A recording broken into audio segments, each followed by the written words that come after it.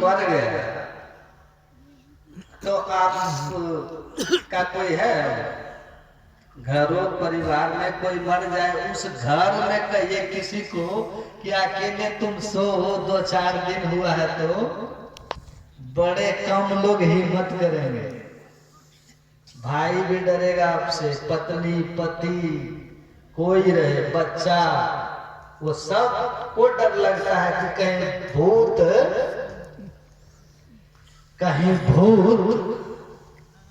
देह में चढ़ जाए आके। कितना प्रेम है संसार। घर से कहत सवेरे काढ़ो भूत होई घर कहे जागिन मन पंछी उड़ जाए। इसीलिए कहा नर बपुधर जो जन नहीं गुरु के जम के मार्ग जे हैं असुर दास भगवंत भजन बिनु वृथा जन्म गवई है।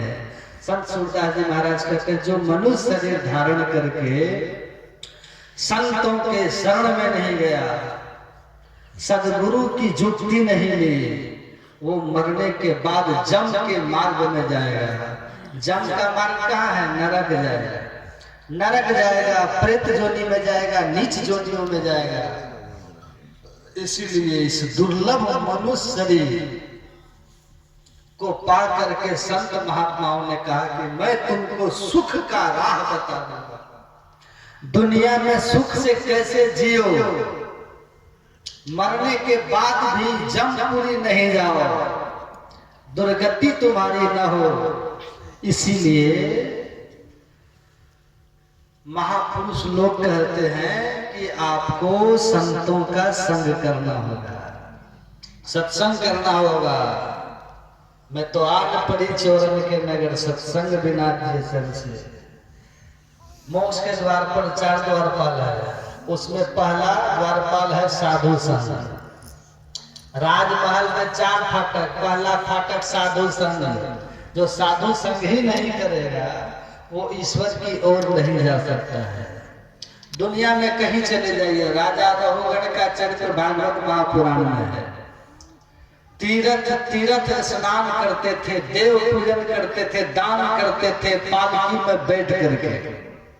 रास्ते में एक कुम्हार के बीमार पड़ जाने पर कहार के उसकी मुलाकात, राजा रघुगण की मुलाकात अनायास ईश्वर की कृपा से कहिए एक संत जड़ भरत से हो गए। और जड़ भरत के बातचीत से वो समझ गया कि ये महापुरुष हैं जिनको गलती से कहार के रूप में हमने लगा दिया है। पालकी रखवा के राजा रघुगण ने हाथ जोड़कर विनती की, महाराज आप कौन हैं? कहा कि हे राजा तुम कहाँ जा रहे हो? कहा मैं अपने कल्याण के लिए तीर्थ घूम रहा हूं, स्नान कर रहा हूं, देव पूजन कर रहा हूं, अब मैं गंगा सागर जा रहा हूं। संत जड़ भरत ने कहा कि ये कल्याण का मार्ग नहीं है, ये कल्याण का मार्ग नहीं है, इससे पाप नहीं धुलने वाला, इससे सदगति तेरी नहीं होने वाला। तो कहा महाराज तो कल्याण का रास्ता क्या है? भागवत महापुराण में, बड़ी भागवत कथा सुनते हैं ना आप लोग, उसमें राजा रघुगण को संत जड़ भरत कहते हैं।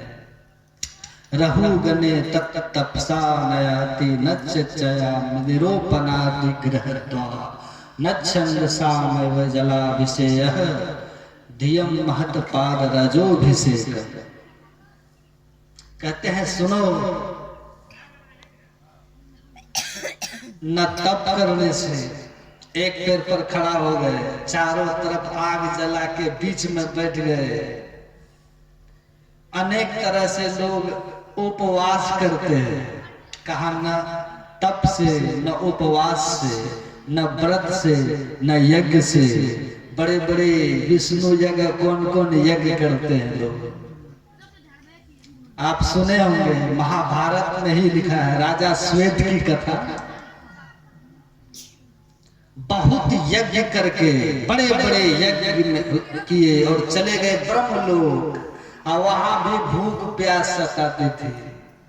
तो कहा कि हमको भूख प्यास लगती है, तो कहा कि यहाँ ब्रह्मलोक में यहाँ तो भूख प्यास नहीं लगती, ब्रह्मा जी से जाओ पूछो। तो राजा श्वेत गए और बोले कि महाराज हमको बड़ी भूख प्यास लगती है। कहा कि हाँ भूख प्यास लगती है, क्योंकि तुमने कभी किसी यज्ञ तो तूने बहुत किया, लेकिन किसी सत्पुरुष को दान नहीं किया। तुमने दान किसको किया? साकट बामन मछखो काटो।